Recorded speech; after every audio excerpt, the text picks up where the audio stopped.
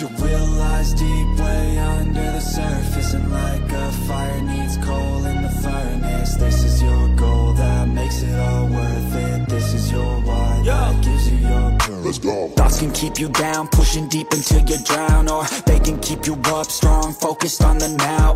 Glass half full, or has it been emptied out? Well, that's all up to you and your mind. Do you doubt anything, everything, not a thing? Make my thoughts work for me.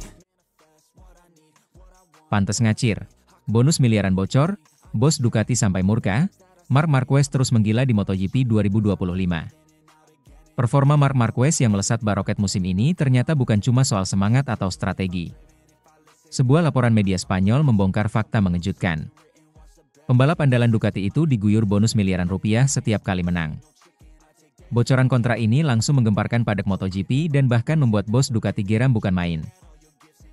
Menurut laporan dari Motosan S, Marquez mengantongi 150.000 euro, sekitar 2,9 miliar rupiah, untuk setiap kemenangan Grand Prix utama. Posisi kedua dihargai 80.000 euro, 1,5 miliar rupiah, dan podium ketiga pun tak dibiarkan kosong. Bonus 40.000 euro, 760 juta rupiah, tetap diberikan. Untuk balapan sprint, kemenangan dihargai 40.000 euro, meski podium lainnya tak diberi bonus.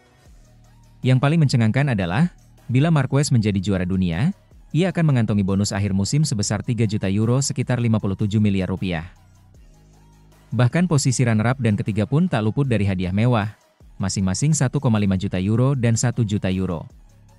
Namun, di balik angka-angka fantastis itu, suasana panas tengah membara di internal Ducati. Kebocoran rincian kontrak rahasia ini memicu kemarahan besar dari Gigi Dall'Igna, General Manager Ducati Corse. Menurut laporan dari sumber dalam paddock, Dall'Igna merasa dikhianati oleh pihak yang membocorkan data sensitif itu. Ia dilaporkan langsung memanggil rapat tertutup di garasi Ducati usai berita itu menyebar, dan dengan nada tinggi menyebut, "Ini bukan sekadar kontrak, ini adalah kepercayaan. Bocornya angka-angka ini bisa merusak harmoni tim dan menimbulkan kecemburuan internal. Saya akan cari siapa pelakunya, dan dia tidak akan bertahan lama di Ducati." Beberapa staf internal disebut mulai dingin menghadapi pemeriksaan intensif dari manajemen. Ducati menganggap kebocoran ini bisa menimbulkan keretakan antara Marquez dan rider-rider Ducati lainnya seperti Francesco Bagnaia, yang bisa saja merasa dikurangi nilainya. Terlepas dari polemik itu, catatan prestasi Marquez di musim ini berbicara keras. Hingga seri ke-10, ia sudah mengantongi 6 kemenangan utama dan 9 sprint race. Mengumpulkan total 1,38 juta euro atau sekitar 26,7 miliar rupiah hanya dari bonus saja. Jika tren kemenangan ini berlanjut, diperkirakan Marquez akan mengantongi lebih dari 6 juta euro, 114 miliar rupiah, bonus hingga akhir musim. Belum termasuk gaji pokoknya yang dikabarkan mencapai 12 juta euro per musim, 228 miliar rupiah. Gaya balap Marquez musim ini jauh lebih kalkulatif. Ia tampil matang, menghindari risiko berlebihan, dan tampil beringas saat dibutuhkan. Banyak yang menilai, keberadaan bonus besar membuatnya tidak sekadar berburu kemenangan, tapi juga berpikir bisnis. Seorang pengamat MotoGP, Javier Varela, menyebut, Marc bukan hanya membalap untuk menang, dia membalap untuk memaksimalkan investasi Ducati terhadap dirinya. Dia tahu setiap tikungan bisa bernilai jutaan. Meski Gigi Dall'Igna geram karena kebocoran data, Mauro Grasili, Direktur Olahraga Ducati Corse, mengambil pendekatan berbeda. Ia menyebut bahwa bonus besar itu wajar dan pantas diberikan pada pembalap sekaliber Marquez. Kalau dia terus menang, kenapa tidak kami beri hadiah yang pantas? Kami tahu nilainya Marc Marquez adalah aset paling berharga Ducati tahun ini. Grasili bahkan menyebut Marquez sebagai pembeda paling signifikan di musim ini, dan tak peduli jika semua orang tahu betapa mahalnya rider Spanyol itu. Namun begitu, isu kebocoran ini tetap berpotensi menimbulkan gesekan internal. Sumber di paddock menyebut bahwa ada beberapa faksi di dalam tim Ducati yang merasa dibayangi oleh dominasi Marquez. Termasuk Pecco Bagnaia yang masih mencari stabilitas performa musim ini. Tak hanya antar rider, para teknisi dan kru tim satelit Ducati pun dikabarkan mulai mempertanyakan sistem bonus selektif ini. Apakah terlalu berat sebelah dan menciptakan atmosfer kerja yang tidak setara? Kini, tekanan terhadap Marquez justru meningkat. Bukan hanya mempertahankan performa. Ia juga harus menghadapi sorotan soal uang dan keistimewaan. Rivalnya tentu tak tinggal diam, terutama Bagnaia yang berambisi menghentikan laju dominan rider nomor 93 itu. Namun sejauh ini, Marquez memilih bungkam soal isu kontraknya. Dalam wawancara singkat usai FP1 Sachsenring, ia hanya berkata singkat, "Fokus saya tetap satu, menang balapan. Soal kontrak? Tanyakan pada manajemen." Kasus bocornya rincian bonus Marc Marquez menjadi bukti bahwa MotoGP kini bukan cuma soal balapan cepat, tapi juga pertarungan ekonomi, reputasi, dan politik internal tim. Di balik setiap selebrasi kemenangan, ada hitung-hitungan miliaran rupiah yang mengiringi. Ducati kini menghadapi dilema. Satu sisi mereka punya pembalap terbaik di dunia, tapi sisi lain tim terancam pecah oleh isu kecemburuan dan ketidaksetaraan. Gigi Dalinya harus bergerak cepat. Redam konflik, jaga fokus tim, dan pastikan Marquez tetap di puncak performa. Marc Marquez sendiri, ia hanya perlu terus menang. Karena di MotoGP 2025, setiap podium bukan cuma lambang kejayaan, tapi juga bukti bahwa setiap detik di lintasan bisa berubah jadi uang dalam jumlah yang luar biasa besar. Sementara itu, Marc Marquez jadi gampang kepikiran, ada potensi tersandung lagi sirkuit favorit. Pembalap Ducati Lenovo, Marc Marquez, mengaku lebih berhati-hati walau akan menjalani balapan di trek favoritnya pada MotoGP Jerman 2025.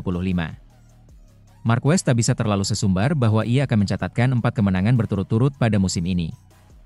Pembalap Cervera itu memang sedang dalam rekor ciamik usai berhasil menyapu bersih kemenangan dalam balapan panjang dan sprint dalam 3 YP sebelumnya. Marquez berpeluang memperpanjang rekor tak terkalahkan ke sirkuit favoritnya di Sachsenring, Jerman pada akhir pekan ini. Lintasan yang sudah dimenanginya sebanyak 11 kali di semua kelas dengan rincian 8 kemenangan di MotoGP, 2 kali di Moto2, dan sekali di kelas 125cc. Namun, Marquez tak bisa melupakan catatan bahwa ia justru melakukan kesalahan di sirkuit favoritnya. Musim ini, pembalap berusia 32 tahun itu gagal menang di kota pada MotoGP Americas dan di sirkuit Jerez, MotoGP Spanyol. Dua lintasan tersebut yang seharusnya bisa dikuasai oleh Marquez karena sirkuit favoritnya. Akan tetapi, Marquez justru terjatuh dalam balapan pada 2 edisi MotoGP Americas dan MotoGP Spanyol. Tahun ini sepertinya saya mendapatkan poin maksimal di trek yang sulit dan membuat kesalahan di trek favorit saya, kata Marquez, dilansir bolasport.com dari Speedweek. Ya, Marquez meraih hasil kebalikan ketika ia tampil di sirkuit rivalnya pada MotoGP Italia di sirkuit Mugello dan MotoGP Belanda di sirkuit Assen. Maka dari itu, Marquez mengaku harus fokus dan tak ingin kejadian musim lalu di Sachsenring terulang. Tahun lalu, Marquez gagal lolos langsung ke Q2 usai terjatuh pada sesi praktici. Meski begitu, dia akhirnya berhasil meraih podium kedua pada balapan panjang MotoGP Jerman 2024. Jadi kami harus sangat fokus, berusaha memaksimalkan pengalaman ini, dan memberikan yang terbaik, kata Marquez. Kami telah menang banyak di sini, tetapi juga banyak kecelakaan dan cedera di sini selama 2 tahun terakhir. Tetap tenang, bersemangat, dan cobalah rasakan motornya, ujarnya. Sementara itu, hasil praktik MotoGP Jerman 2025, Asapi Marquez, di Gian Antonio tercepat. Marc Marquez nyaris jadi yang tercepat sesi praktik MotoGP Jerman 2025. Rider Ducati Lenovo tim itu malah dilibas Fabio di Gian Antonio di akhir sesi. Dalam sesi latihan selama 1 jam di sirkuit Sachsenring, waktu setempat, Marquez langsung ngebut dari awal.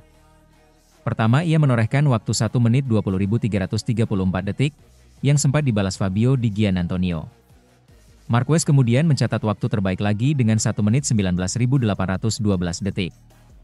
Setelahnya, Marquez hampir tak terkejar. Selama setengah jam, The Baby Alien memimpin sendirian.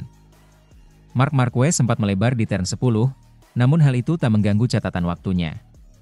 Sempat balik ke pit, rider Spanyol itu bisa menjaga konsistensinya.